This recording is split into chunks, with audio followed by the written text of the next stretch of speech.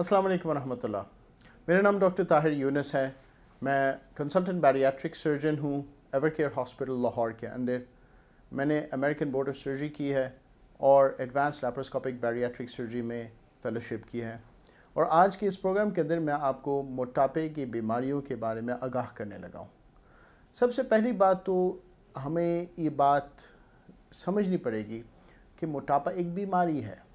मैं आपको एक मिसाल देता हूँ।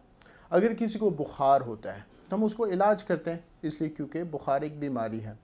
किसी को ब्लड प्रेशर हो जाए तो हम उसको ये नहीं कहते कि तुम्हें ब्लड प्रेशर क्यों हो गया, अपना प्रेशर कम करो। हम उसको इलाज करते हैं, इसलिए क्योंकि ब्लड प्रेशर एक बीमारी है।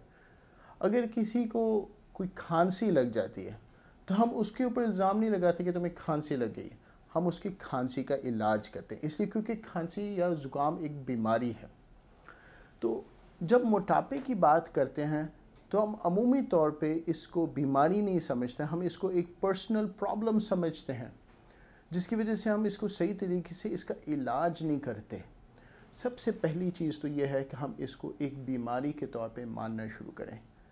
मेडिकल की दुनिया के अंदर मोटापे को एक बीमारी के तौर पे क्लासिफाई कर दिया गया है और इसकी कंप्लीट उसके रीज़न्स, उसकी पैथोलॉजी, उसके इलाज के बारे में तफसील आ गई है। तो आज उसके बारे में थोड़ा सा मैं आपको शेयर करूंगा। मोटापा एक ऐसी बीमारी है जिससे बहुत सारी बीमारियां पैदा होती हैं। इसकी मिसाल ऐसे है जैसे कि कोई दरख्त हो जिसकी बहुत सारी शाखें हों। अगर मैं चाहूँ तो मैं उन शाखों को काटता जाऊँ, या अगर मैं चाहूँ तो मैं उस दरख्त को काट दूँ तो वो शाखें सब के सब वैसी ख़त्म हो जाएंगी।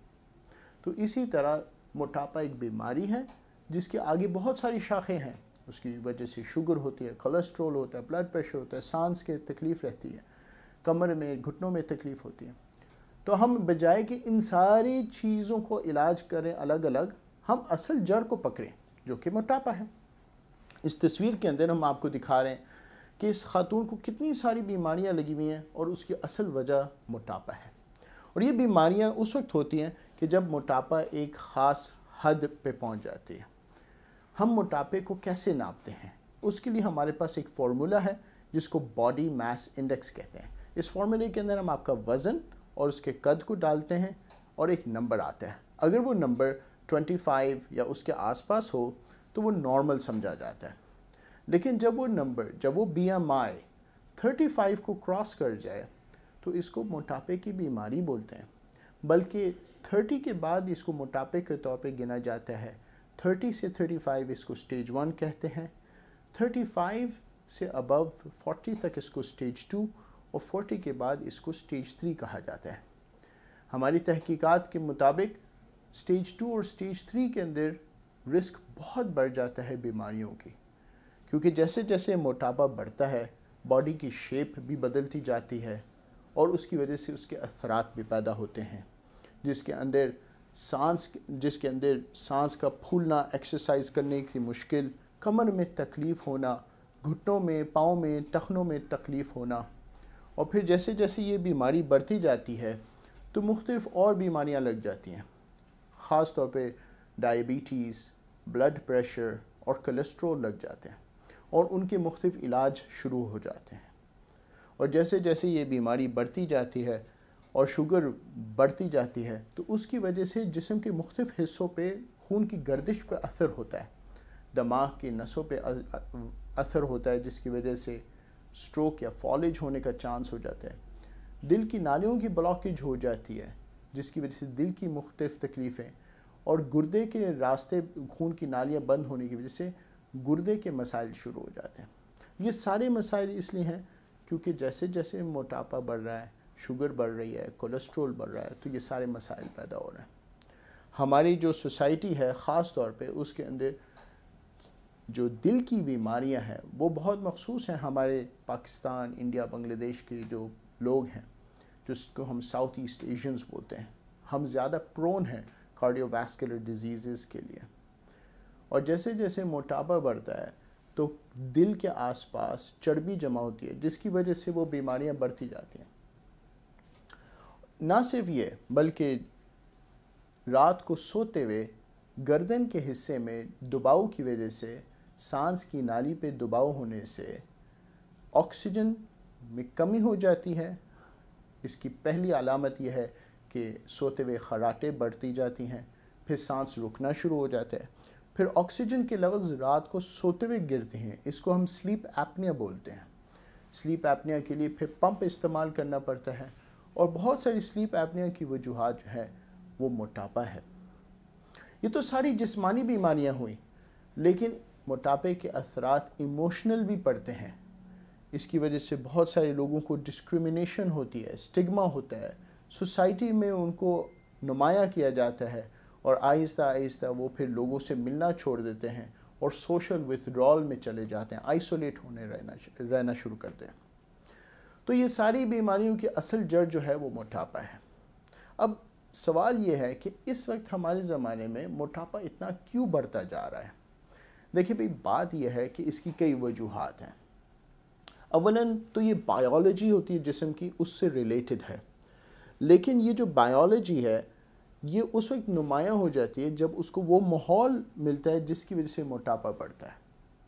وہی بائیولوجی آپ ایک دوسرے ماحول میں لے جائیں تو شاید موٹاپا نہ ہو، اور اگر اس نئے زمانے کے ماحول میں لے آئیں تو اس کی وجہ سے موٹاپا بڑھ رہا ہے۔ اس کی اصل وجہ یہ ہے کہ جو ہمارے ویٹ کنٹرول سینٹرز ہیں وہ موٹاپے کو موٹاپا نہیں سمجھتے، وہ ایکچولی اس کو سٹورڈ انرجی کے طور پہ دیکھتے ہیں، توانائی کے طور پہ دیکھتے ہیں۔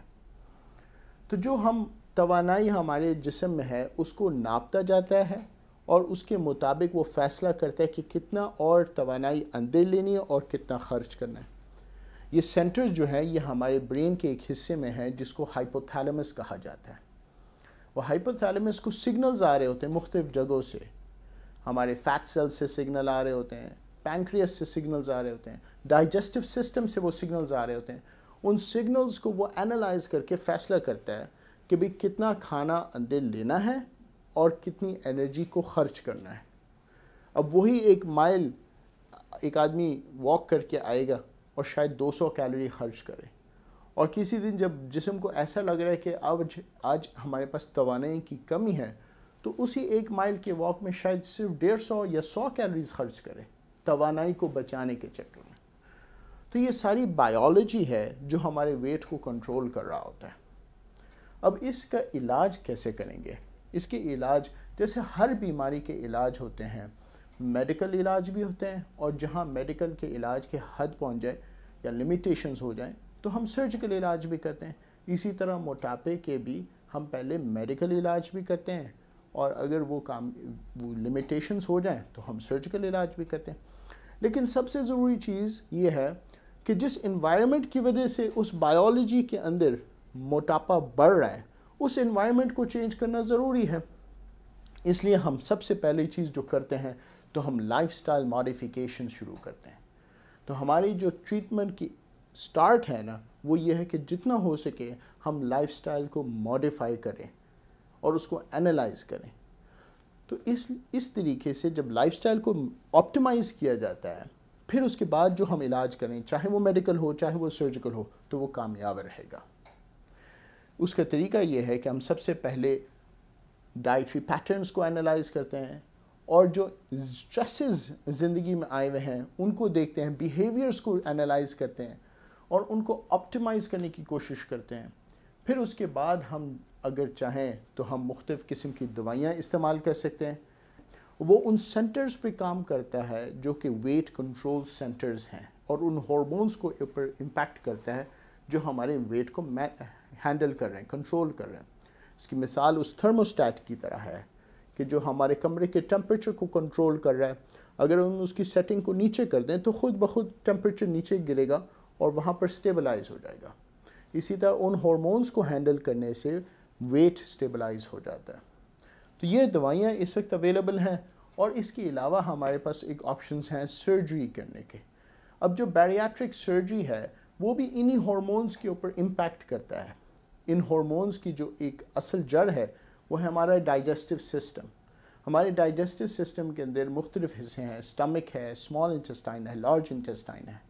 ہماری تحقیقات کے مطابق جب کھانا سٹمک اور اسمال انٹسٹائن کے شروع والے حصے سے گزرتے ہیں تو ایسے سگنلز پیدا ہوتے ہیں جو کہ موٹاپا کو کرنے والے سگنلز ہیں، اور جب وہ چھوٹی آنت کے آخری حصے میں سے گزرتے ہیں تو وہ اس کو اپوزٹ سگنلز بنتے ہیں جو کہ وزن گھٹانے والے یا بھوک مٹانے والے سگنلز ہوتے ہیں۔ تو ہماری کوشش ہوتی بیریاٹرک سرجری میں کہ جو وزن بڑھانے والے سگنلز ہیں ان کو ختم کیا جائے اور گھٹانے والوں کو بڑھایا جائے۔ اس کے اندر ہمارے پاس مختلف آپشنز ہوتی ہیں۔ ایک آپشن سلیو گیسٹریکٹمی کے آپشن ہے۔ یہ ساری آپشنز جو ہیں ہم کیمرے کے ذریعے سے کرتے ہیں۔ اس کا مطلب یہ ہے کہ چھوٹے کٹس لگتے ہیں پیٹ کے اوپر، بڑے کٹس نہیں لگتے، اور ریکوری فوراً ہو جاتی ہے، لیکن 1 سال کے اندر اندر کوئی 30 سے 40% وزن کم ہو جاتا ہے۔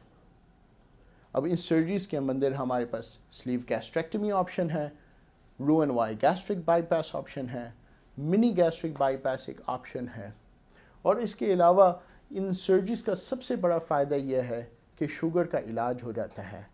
80 سے 90% شوگر بائی پاس کے ساتھ کم ہو جاتی ہے اور 60 سے 70% سلیو گیسٹریکٹمی کے ساتھ ختم ہو جاتا ہے۔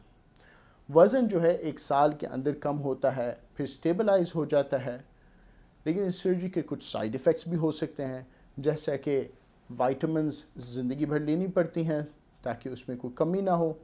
اس کے علاوہ کبھی کبھی وزن گھٹنے سے کچھ لوز اسکن ہو سکتا ہے، ٹیمپرری ہیئر فال ہو سکتا ہے۔ لیکن سب سے ضروری چیز یہ ہے کہ ایک ویل بیلنسڈ میلز کو اور ویل بیلنسڈ ڈائٹ کو اختیار کیا جائے اور ریگولر ایکسرسائزز کیے جائیں تاکہ ان سب چیزوں کا ایک مستقل علاج چلتا رہے۔ اس طریقے سے لوگ اپنا وزن کم کرتے ہیں اور خوش ہو جاتے ہیں، کوالٹی آف لائف بہتر ہو جاتی ہے۔ سب سے ضروری چیز یہ ہے کہ آپ اپنے ہیلتھ کیئر پرووائڈرز، اپنے ڈاکٹروں سے رابطہ کریں اور ان سے مشورہ لیں کہ کس طریقے سے اس کا علاج کیا جائے۔ اپنا خیال رکھیں، خوش رہیے، صحت مند رہیے۔ اللہ حافظ۔